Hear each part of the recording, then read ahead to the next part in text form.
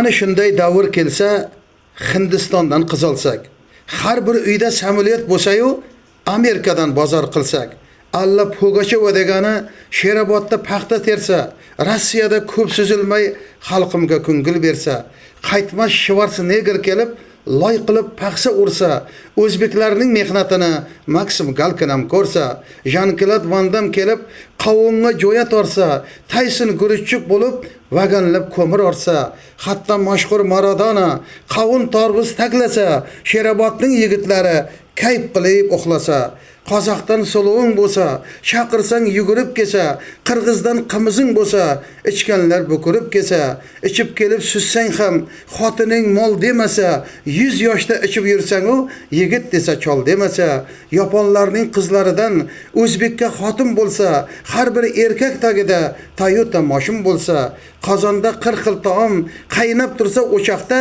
Hindistonning go'zallari qo'shiq aytsa quchoqda, o'shanda bu go'zal hayot yanada go'zal bo'lardi. Tishligimizni ko'rolmagan ko'p dushmanlar o'sha kuni o'lardi. Chorijon, bu gaplar, bu so'zlar hammadanim qoladi.